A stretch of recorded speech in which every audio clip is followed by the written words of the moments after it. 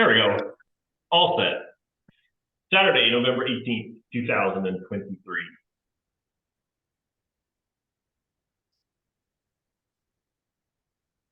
So it was a close thing. Renee had rigged up a deal for us to go out with a whole bunch of people downtown, but canceled it last minute. Otherwise, I would have had bailed in like 10 or 15 minutes. But now I get to hang out with all you fine folk. Sorry.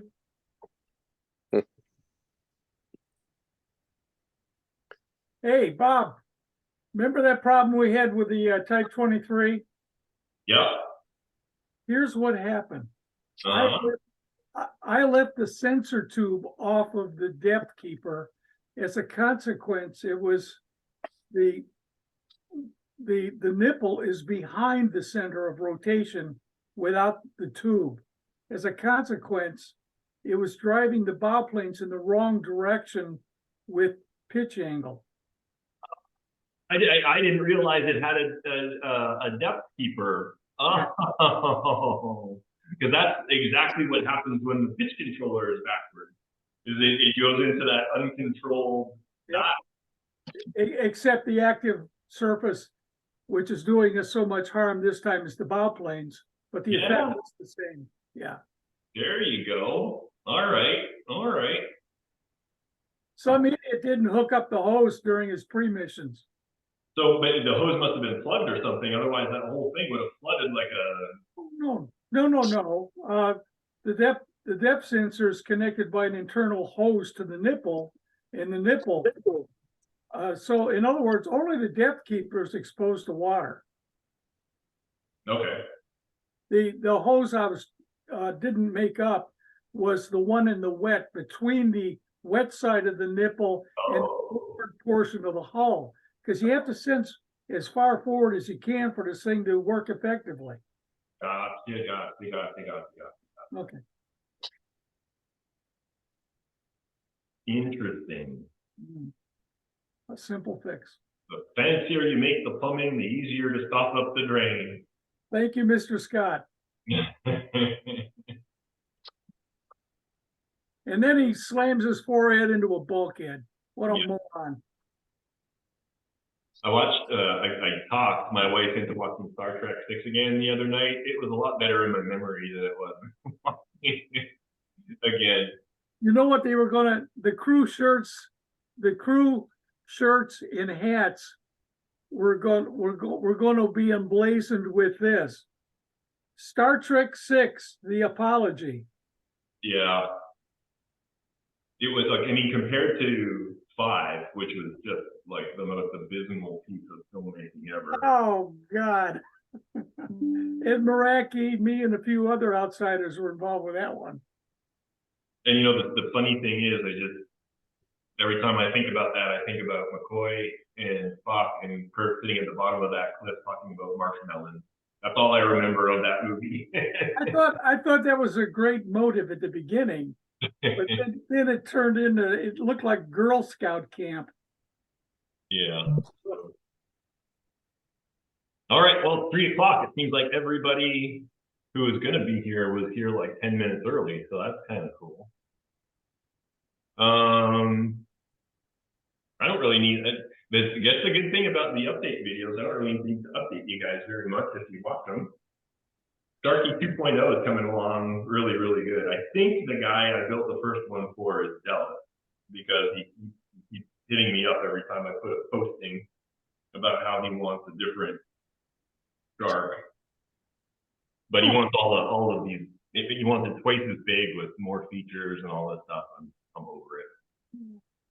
But one of the interesting parts of that last video, what we did last week, was troubleshooting a drowned cylinder. So that was kind of fun. If you guys haven't seen that. But today this is the final chapter, I think, in the Seaview Odyssey, right? And this is focusing on the DeBoer 58-inch model. 57 inch. 57, okay. You guys are going to be all Seaviewed out by the time we finish with this, because I'm going to be starting on the 80-inch Seaview and giving updates on that. So that's fine. I'm ready. I'm getting, by the way, based off of the 3D file from the Seaview that I'm carrying right now, Craig O'Connell up in Illinois, who is a prolific 3D printer, is sending me a fully built, assembled, fiberglass and primed flying sub that's like 30-inch wingspan. So that would be cool. 30-inch. Is this the Teskey one? No. This is 3D printed. He printed it himself. Oh. And he doesn't care about scale. For him, he'll make it as big as the printer will allow, whatever the scale that ends up working out to. So yeah, that'll be kind of cool. Another little thing to sit on the shelf for a couple of years until I get to it. But it's fun. Okay. Why don't we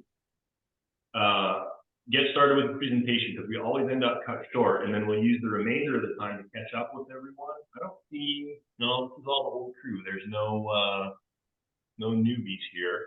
And then we'll catch up on everybody's project. I'm assuming with some stuff mothballed that this is opportunity for upgrades, repairs, and maintenance on boats as opposed to runtime. So we should start hearing some actual serious progress on builds and repairs and upgrades pretty quick, right?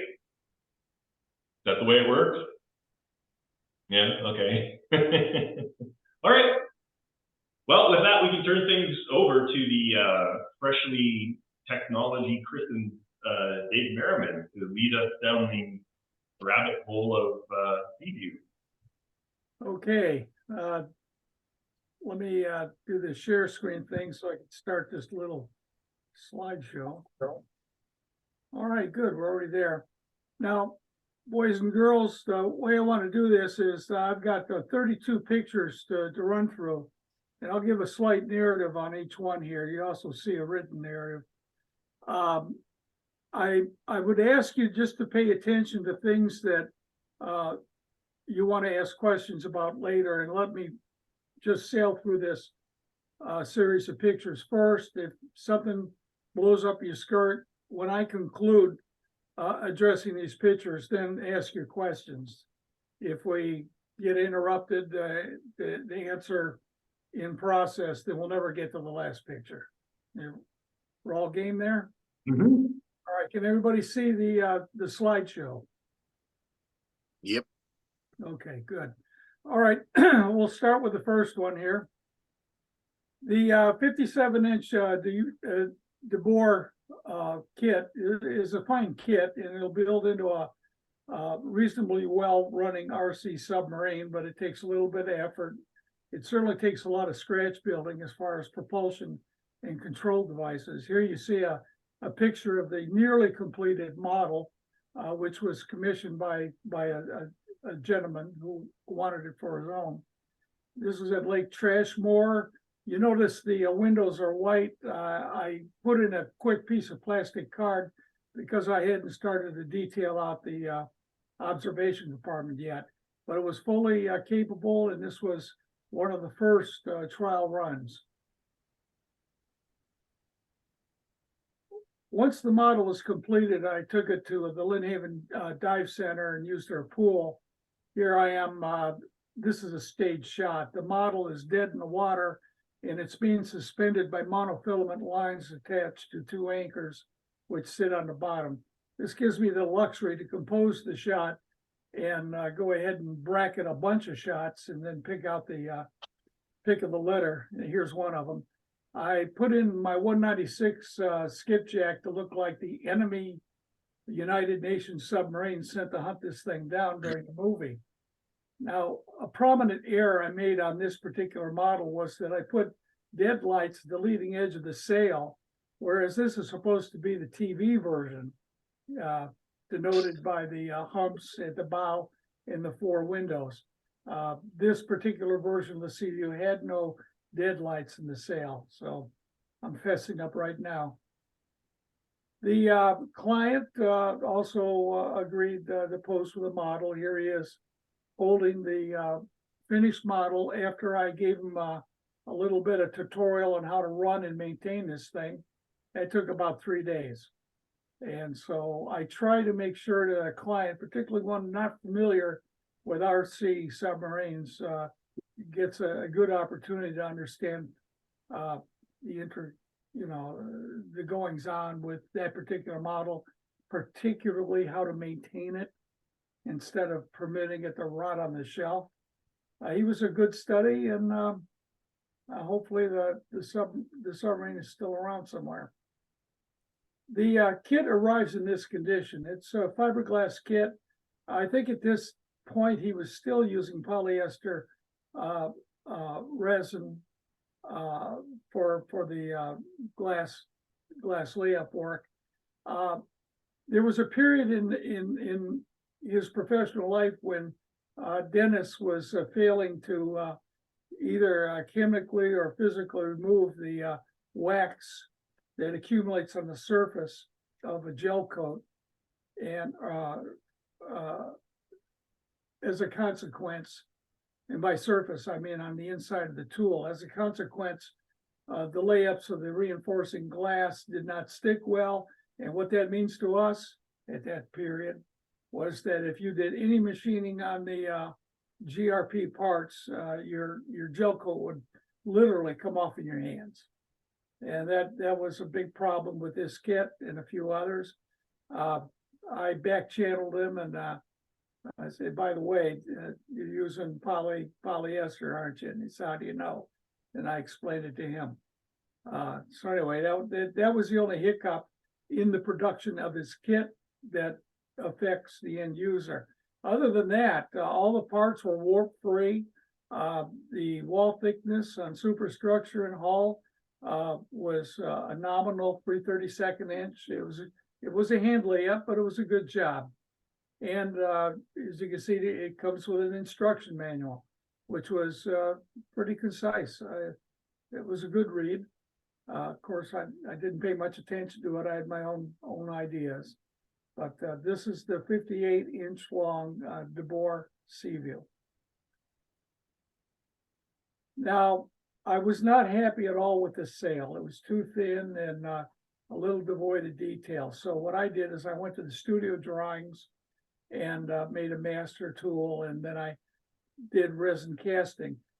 Even at this early period in my professional career of RC product development, I think this was my first idea of actually doing a fittings kit, and that is to say, producing items that will not only enhance but ease the assembly of an RC version of whatever kit somebody's purchased. That later evolved into doing fittings kits exclusively for the commercially available plastic model kits. So we did several of those, but the Seaview, this particular Seaview, was the first time that I actually generated unique parts for a kit, not only for myself, but for future sales. You can see the resin and metal parts here. I also did some vacuum forming. I'll give you a little insight on just some of the documentation involved. A lot of this is material you glean from the fan publications, off the TV. At that time, it was VHS tapes. A lot of fan publications got it right, some not so right. So you had to really go through that. And then I developed my own drawings, which might be a collage of fan-based stuff and stuff observed from the TV show. So you're looking at some of that. Some of those articles I authored or co-authored with another fanboy. Let's see.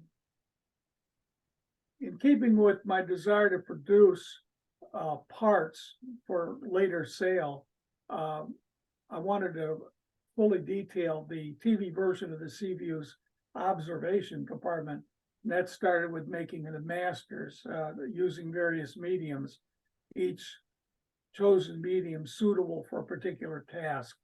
The bulkheads and the bulkheads here, of course, are thin, so sheet was suitable. I was using Centra thing like the consoles and other items were rendered out of Ren shape. And then, of course, pieces of tape and whatever was suitable to the task was pressed into service to make these masters. The observation compartment itself is a model unto itself, as you'll see later. Once I had built my masters, I reduced those to tools, rubber tools. BJB TC 5050 is my favorite. It's also suitable for metal casting. So here I've cast up the resin parts of observation compartment. The finished observation compartment produced by the cast metal and cast resin pieces you see here. And as you can see, it's modular. I try to keep things into sub-assembly so that it's much easier to paint them that way. And all you need is a little forethought and the use of mechanical fasteners to stick everything together. So if at a later date you have to replace a broken part or for whatever reason you have to get at stuff, it's a lot easier to unscrew an Allen head screw than it is to break a solder joint or a glue joint. So here you see that philosophy of keeping things in a assembled array that you can unassemble with ease and without damage.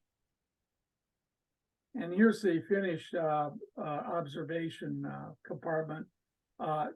In the case of Dennis's model, access could either be through the open flying sub hangar hatch. Little nomenclature. If it's a vertical door, it's a door. If it's a horizontal door, it's a hatch. Okay, so it's not hangar doors, it's a hangar hatch. But I get access the bow either through the removed superstructure or the flying sub hatch. And that would just slip in and make up with two screws, and I was done. The one of the masters to that, getting back to it, you notice the spiral staircase right here.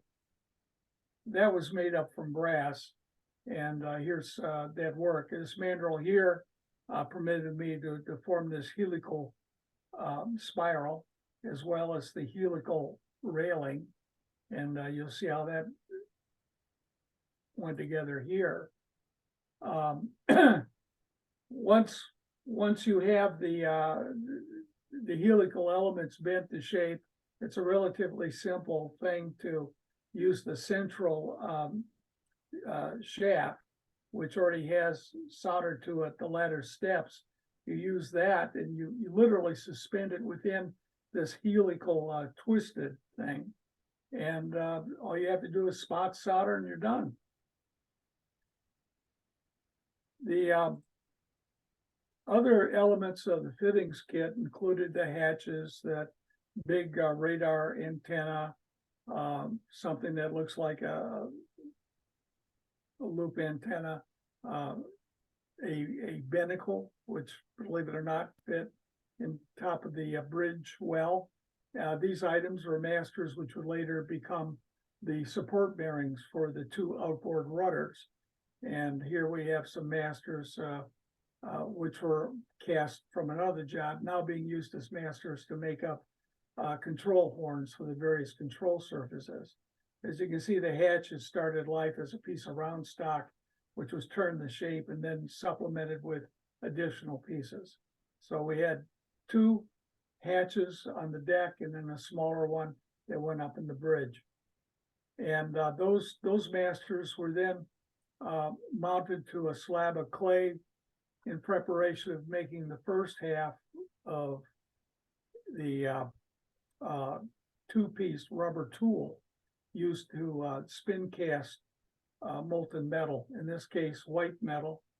The 500 to 600 degrees of that metal is not hot enough to damage the tool. You see the tool here, which is just as pristine as the first time it was made after many, many castings. Here's the finished casting with the sprue in the center. In operation, a centrifugal or spin casting tool is set to rotate on this bed here. This is a modified blood separation centrifuge, by the way. So you assemble the two halves, you pour in the molten metal through the sprue, and then centrifugal force drives all of that still molten metal into the cavities of the tool where it freezes, and in short order, you can disassemble them. The virtue of this manufacturing technique is that the parts are robust, being metal, and the production speed is as fast as you can stop the centrifuge and get ready it for the next shot. So you can just make tons of stuff on very quickly using metal casting. Use of those metal cast parts. Here you see the bearing supports for the outboard rudders.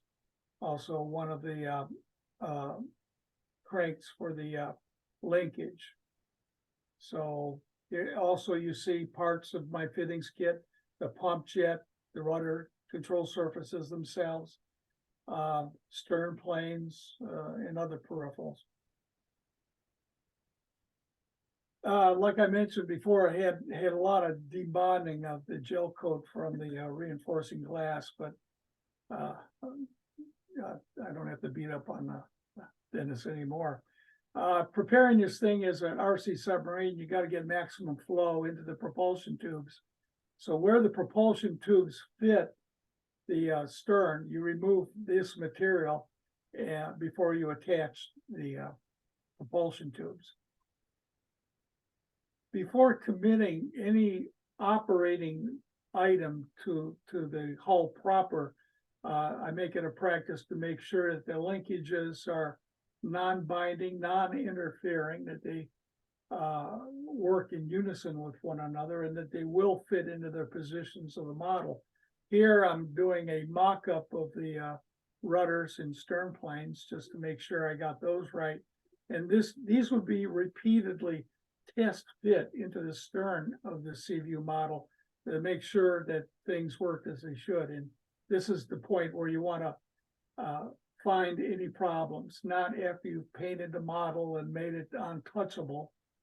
You do this even before primer gray. So this is a typical, though it's a beauty shot, it does define my practice of mocking things up off model wherever possible. It certainly was done with the observation compartment. Here you see it being done with the control surfaces. The completed model, you notice that the top of the Cadillac fins is removable. That made life a lot easier for accessing things. The only departure from scale are the two fixed vanes in each propulsion tube. These have a up angle to them, which affect a downward force whenever there's flow past those, needed to counteract that shoveling at the bow as a consequence of the bow design. These were added after sea trials and before painting. So the sea trials revealed that pitch down problem, and these fixed vanes, in conjunction with the movable stern planes, fix that problem. Other than that, this is scale.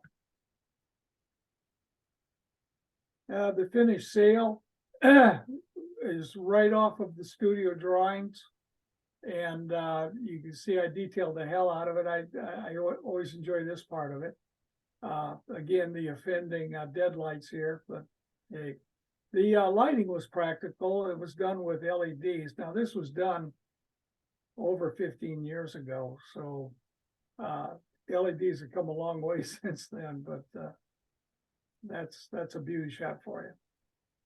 The sail, like I said, was scratch built. To the left, you see Dennis's effort, which was too thin and not detailed and just didn't look right. So I set about making a new sail off of those studio drawings. Here you see some of the stencils used to define the shape at the root and at the top, and the sail was then given shape. Some more stencils and guides. The wells for the bridge, as well as that big ass radar antenna, were vacuum formed items. Here you see one. I just cut it in half to give you an idea of how it looks in section. And here's another one. This is the one I'm going to wind up using. Yeah, or no, not this one, but this one here. These are the two vacuum formed wells. These are the plugs or pucks or whatever the hell you want to call them that give it form. So vacuum forming over a puck gives you the shape on the inside of the item. And that's why Skip's albacore and marlin are so rounded at their edges, is that he vacuum formed those hulls over pucks, which any detail you would try to put into it will be lost. And one of the artifacts of the process is these rounded edges.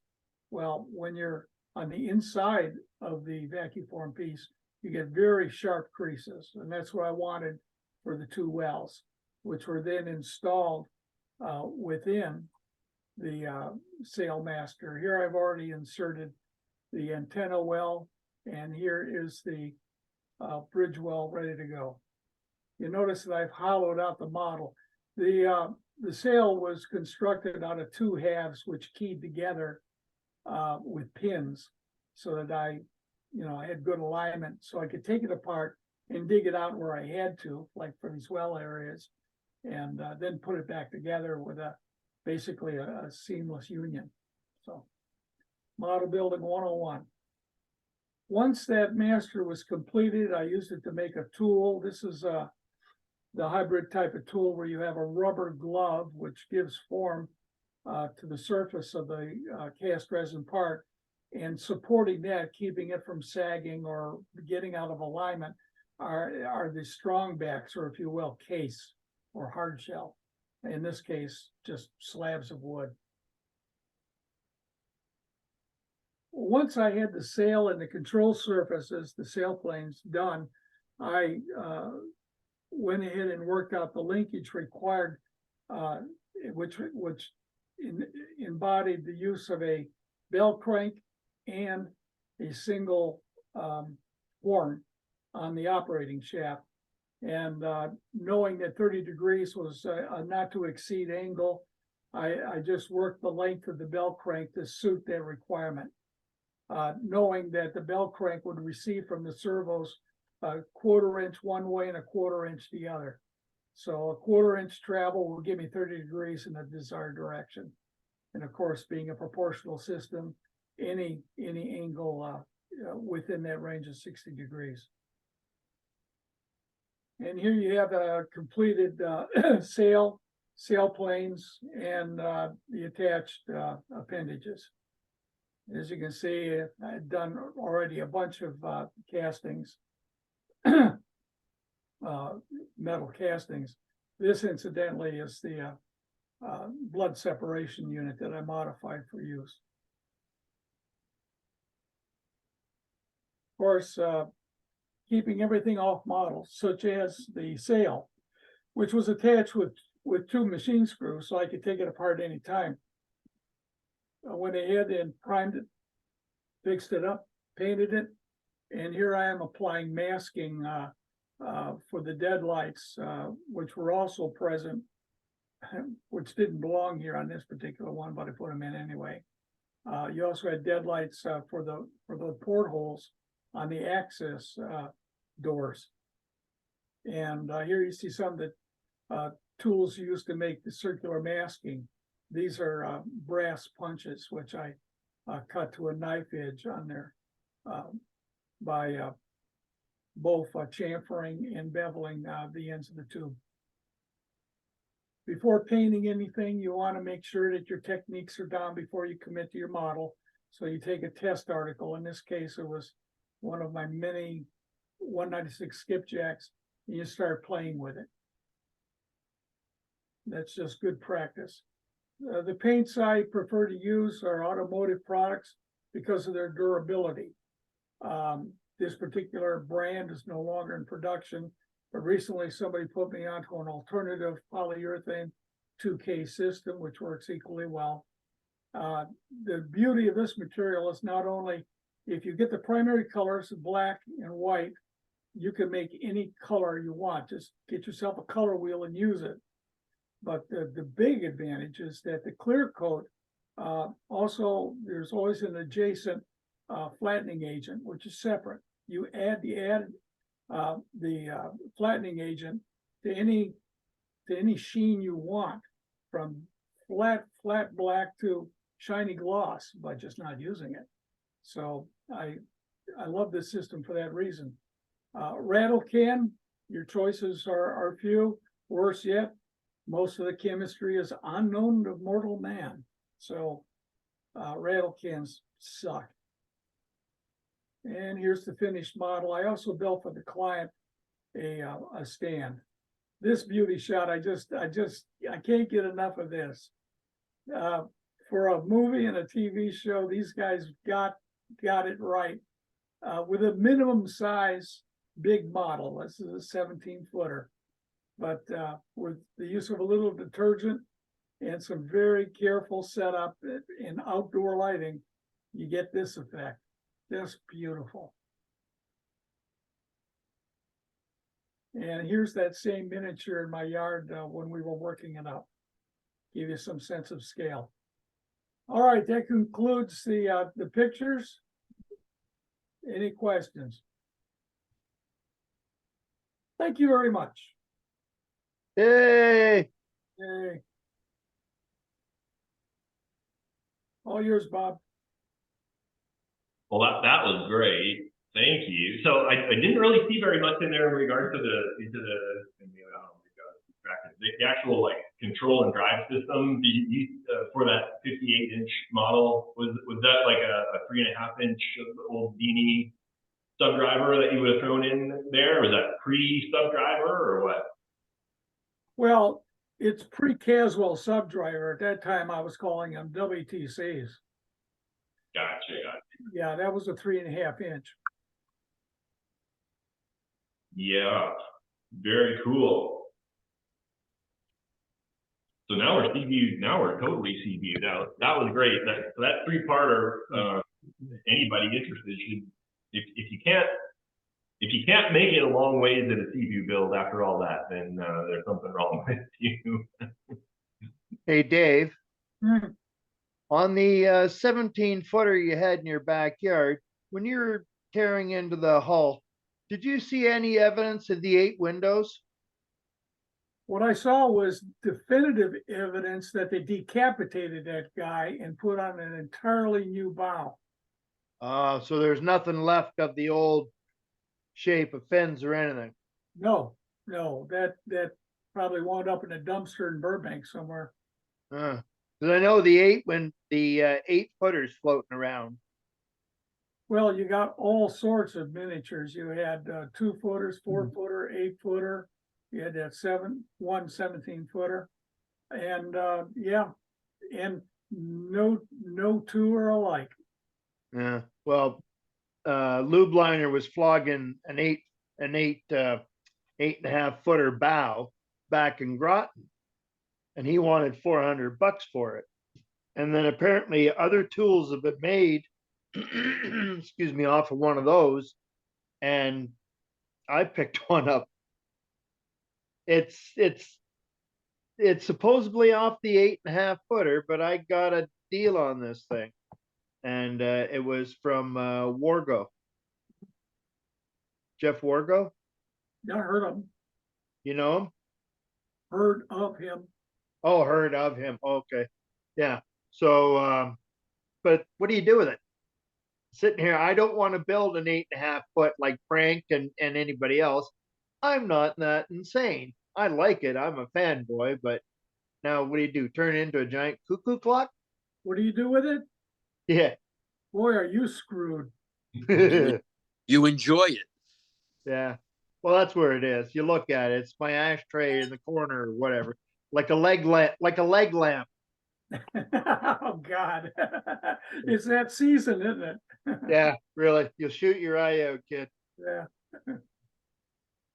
when I visited Scott Brodeen, who is obviously very well known about the Nautilus, he took the bow of a 4-foot Nautilus, or the front third of a Nautilus, mounted it on one side of the wall, and then when you walked into his kitchen on the other side, the tail was mounted across from it, so it looked like it was swimming through the wall. So all you need is the last third of the Seaview, and you could mount it in one wall and have it coming out the other.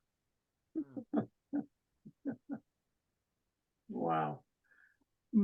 Well, it's like the story about Tom Sherman was the manager of the property he was renting made him take down all of his Seaview stuff because he turned his house into the inside, not the Seaview, the Nautilus. That guy was totally committed to Nautilus.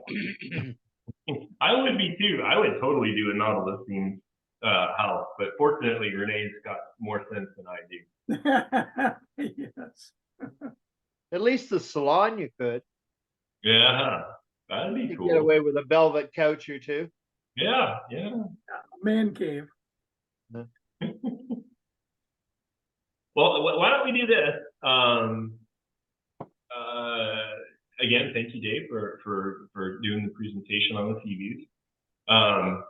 So that sort of an in-depth presentation would really be cool for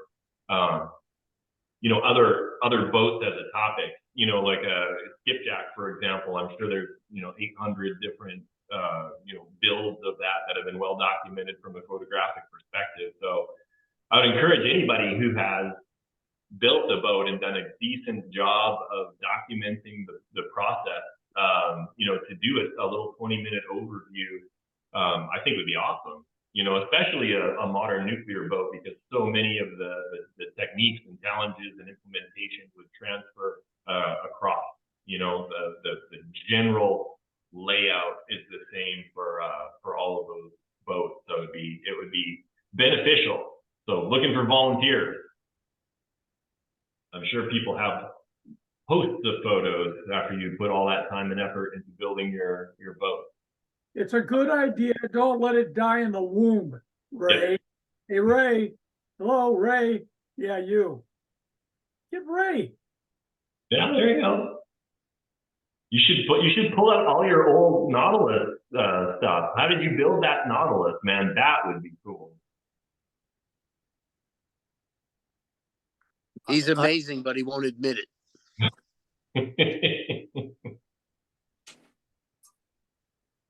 What's the question? We want you to step up as a speaker next time and walk us through the process of you building your Nautilus. Yeah, good luck.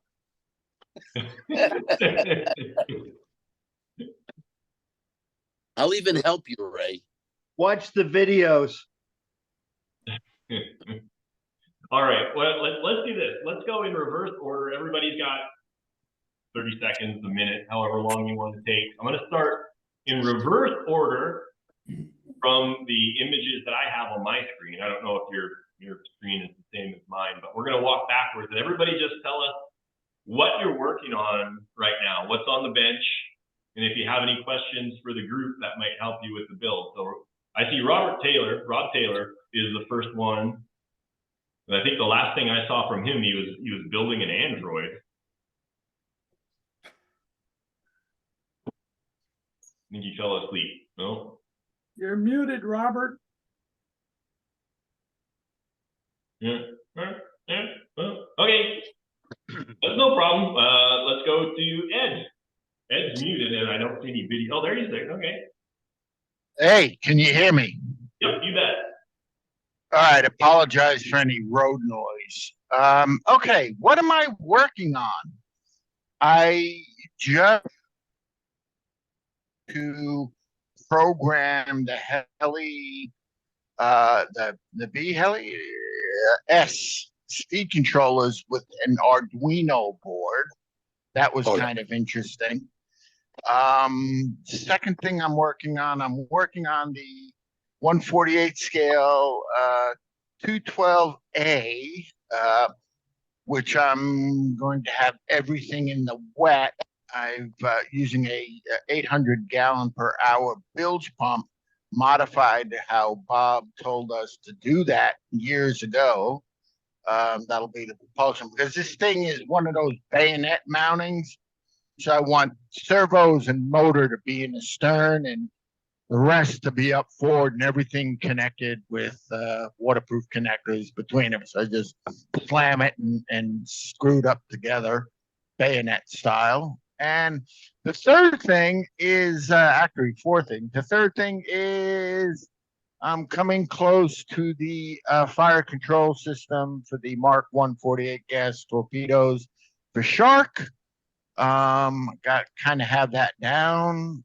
Pat, I think, I hope, with demos coming shortly. And finally, Bob did the video on the carrier for the boat stand and carrier using one of them aluminum painter step ladder, extended step ladder thingamabobs. And I'm currently wrapping up my modification of my own. It's going to be slightly different from Bob's. I'm approaching it a little differently, and I'll have some photographs shortly on that. And that's it for me. Nice. All right, Frank, what are you doing?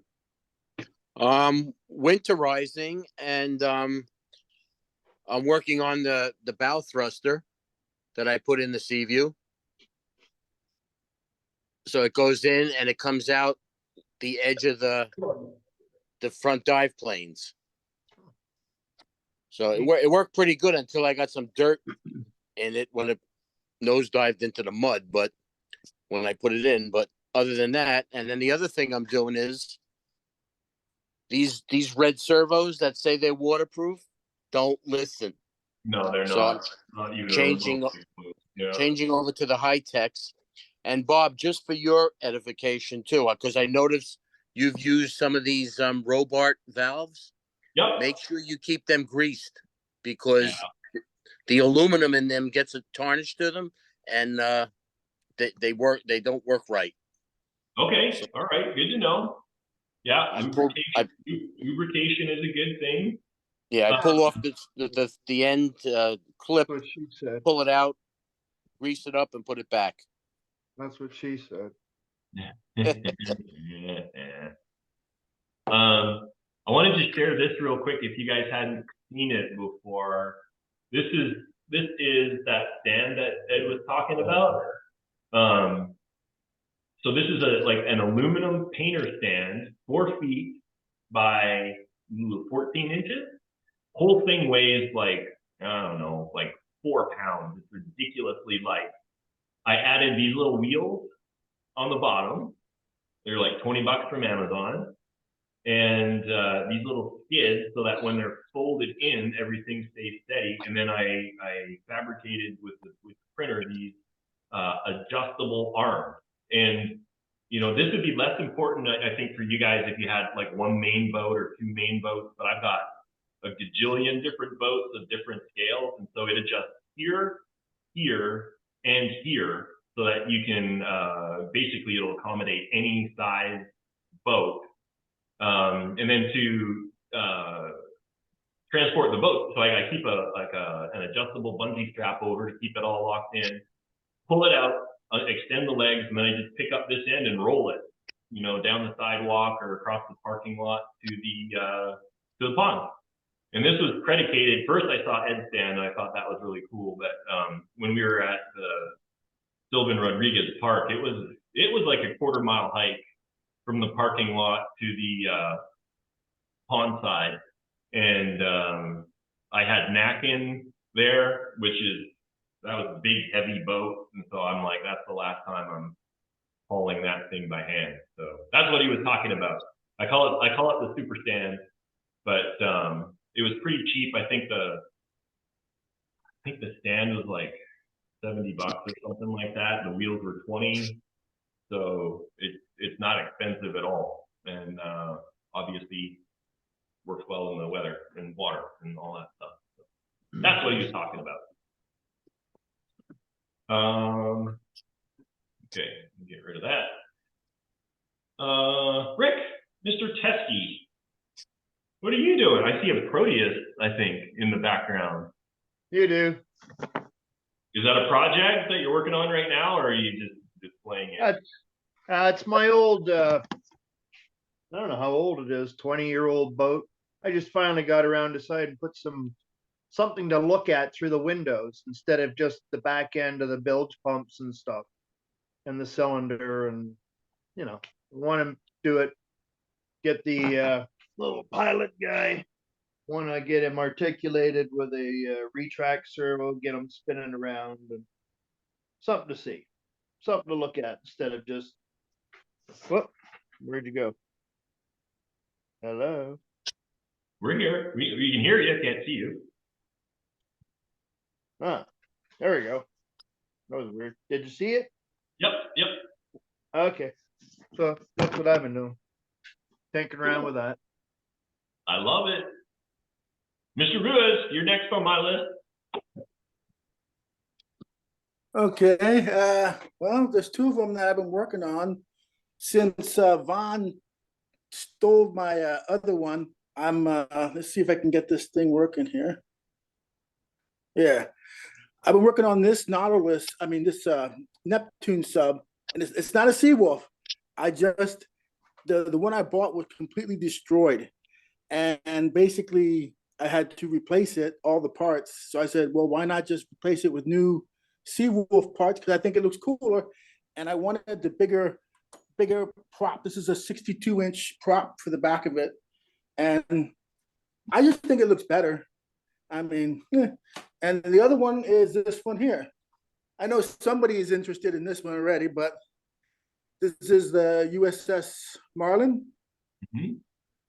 And is that an old subtech, or? I believe so. I don't know the history of it too much, but somebody in here probably knows. This one here uses a angled piston tank in here, and this is already tested and everything. I just because when I got it, the wiring is all wrong, so I had to desolder wires, and I looked at basically it's based on an older angle thing, so I just found an angle diagram and then resoldered everything, got it working. And now it's working. I tested it in the bathtub like about, I think a month ago, but to get Vaughn's Neptune done, I had to borrow some of the new electronics from this sub to put it in Vaughn's Neptune. So I have to order new speed control, and I have to find another freaking, well, I have them somewhere around here, 75 megahertz radio. And yeah, all the fittings, all the linkages are all done. They're there. I'll just connect it to them. Here's the front one right here. It's all, everything. Yeah. So it's all ready to go. I just got to get the parts for it again and then test it in the water. Nice. So that's what I've been doing. These are the only two subs I've been working on. I stopped all my other sub projects for now because I have a huge other project that is like $10,000, and I have to finish it. That sounds like a worthwhile prioritization of time and effort. Well, it's just, I actually blame it on you. I blame it on you. I bought that tank that you sold me a couple months ago. Yeah. I got back in the tanks, and I said, "Oh man, I gotta buy myself a tank." So then I bought a $10,000 Armor Tech 1/6 scale kit. Yikes! Yeah, those things are crazy, but awesome. Yeah. So Logan, if you guys didn't see it, the same gentleman that gifted us that TV part gifted Logan a little 16 scale RC tank. So he's going to practice his weathering skills on it, because right now it looks like it just rolled off the manufacturing floor. So he's going to try his hand at a little bit of airbrushing and washes and rusting and all sorts of cool stuff. Very cool. All right, Nathan. Yes, before I let you go, there's one other thing I wanted to tell you is I haven't been getting any emails for the DiveTribe meetings for the last couple months. I was wondering if you could check on that for me. sure. Yeah. Have you guys, has everybody else been? I sent one out this morning. Did everybody get it? Yep. Oh, okay. All right. Yeah, I don't think I did, Bob, but it's possible I missed it. All right. Yeah. I'll double check and make sure you're on the list. Okay, cool. Nathan, what you got going on? Yeah, I did not get that email, although I had the past couple of months. So I got this 202 that I got in the raffle, so I'm trying to clear my bench so I can start this. I am planning on going to the forums and doing a build log. Yeah. There are some pieces of the puzzle I need some help with. You know, this little tiny area, you're not gonna be able to see it because you're dark here. But I gotta actuate this Yep. in millimeters of space. So I'll probably be asking for some ideas and help when the time comes. So I'm hoping to get to that pretty soon. I can see David is doing his lip. He has one of those sitting on the wall in his shop. I just saw it. Rack in Pinion is your friend. Okay, well, that's good to know. But even before that, Well, we'll see. Yeah. you can come over when you're ready. Let me know and we'll have a little powwow. Okay, sounds good. Thanks. All right, Mr. O'Connell. By the way, Steve, I have to say, while the clean shaven look is good, I still prefer you with the beard. Yeah, I'm getting that a lot. Yeah. There's one person who lives here with me for the 45 years now that does like it better without. Oh, so her vote counts for. Yeah, her vote counts for a lot. But anyway, she said I could grow it back if I wanted to. Anyhow, if I'm up, I can make it really easy. I haven't done squat since Cohutta. I had brought 2 boats there, kind of got them dialed in and running great. Had a terrific time. Came home, put them on the shelf, and we've spent about 8-9 weeks dealing with contractors at the house, both outdoor landscaping projects, and we literally moved back into the house last night from a 5-week stay in our RV while the flooring was replaced in the house. So I'm hoping as we unpack things and get things resettled again after the holidays to get back to my 48 scale blueback. Oh yeah, that was project. That's I was hoping to have that boat ready for Cohutta this past year, but I had not calculated the fact that I was going to work 9 months of this year, actually 6 months. But I retired in June, so I have no further excuses involving work. So that hopefully I'll get back to early December. I have many regrets for letting that boat go to you. Well, I sure don't. Hey, by the way, did you see the video of your 209 that I had posted up a little while ago? Yes, yeah, kind of yeah, the cutting room floor stuff from yeah, I did see some of that. It was nice. Oh no, the one you fixed it up and resold it. I know, I was feeling bad about it. It's like I love that boat. I like the style of it.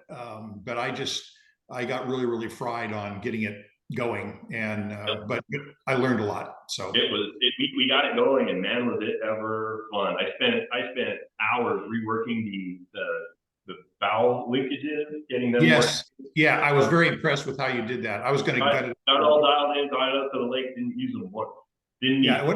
When I finished up with it at Cohutta last year, a year ago, with Dave's help, it was running great. I was really enjoying it. But I had all kinds of plans on it, and Dave goes, "No, stop. Start a new boat. Leave that one alone. It runs." Yep. So it was good advice. All right. Let's move on. We got 10 minutes left. Steve, Mayu. By the way, thank you so much for that T-Max system. The Typhoon is working perfectly right now. Excellent. We'll have that thing wet next week. Excellent. So I actually got 2 of them that I'm working on right now. I got a Type 9 that I got at Subfest. Yep. I have that all tore apart. I got to replace one of the electric motors, one of the drive motors in that, and then I got to do some soldering. Couple days I got in the mail a Echo that I bought from someone. Oh, look at that! Wow. Just one of the things is when he did the hull cut, he did it after the sale. So I've got to go through and either extend the hull cut or do another one forward of the sail. It's all sealed up from that point forward. Say again? It's all sealed up. It's from all that solid point forward? all the way forward. Yeah. So try to get the bow planes and everything. I'm gonna have to cut the hull some more. You have to have young kids with long arms. That's all you need. Yeah, my kid has small arms, but he's also graduating high school. Then the other one, the stuffing boxes are too narrow. I'd probably get a 1/4-inch prop in the back, even though I don't have big props. So I'm gonna kind of extend it out a little bit. The new props actually just showed up as we're talking. So I'll get a watertight cylinder for that one, and hopefully don't quote me on this, but I may try to get it so that the missiles extend up 30 degrees. There you go. I wonder, is that one of Lazar Kurzman's hulls? This was Tim, what's his name? Tim Cobbs. Tim Cobbs. Yep. Nice. He does good work. Yeah, I mean, I'm happy with it. I just gotta, everybody says only work on one at a time, so I'm doing 2. So Two's almost like one. It's just one. yeah, I mean, the problem is that while I have a pickup truck, I think I have to, if I'm going to close the tailgate, I think I have to put them diagonally because they're both Type 9 and this one are pretty long. So yeah. I'm no expert, but I've seen people take a boat like that and do the same kind of cutout you have aft, do it in the bow, but underneath. So you don't, if the deck detail is all real nice and pretty, you don't want to whack it up. I don't know, consider that. Okay. Yeah. The big thing is I also want to put in retractable bow planes, but I'm not going to be able to do that with a hull cut all the way back there. So I've got a lot of work on 2 boats. So hopefully that gives me at least one. Yeah. Nice. All right, Ken, you're up. I'm working on my fishing boats, the Big Murray S. I have a build thread up there on that. I also started design work on my next fishing boat, party boat, basically designing it from pictures that people sent me and pictures online. I do have a Type 23. I have just about everything that I need for it. So when I decide to interrupt all the other different projects I got going on, I can do the 23. There you go. I also have, for Christmas, I also got myself in trouble because years and years and years ago, I said I was never going to build a clipper type ship with its masts and all the rigging. Yeah. For Christmas, I on the way down to Subfest 2 years ago, Carol and I listened to the book In the Heart of the Sea, which was about a whale ship from Nantucket going out into the Pacific and getting rammed by a whale and sinking. So I bought a model kit of that.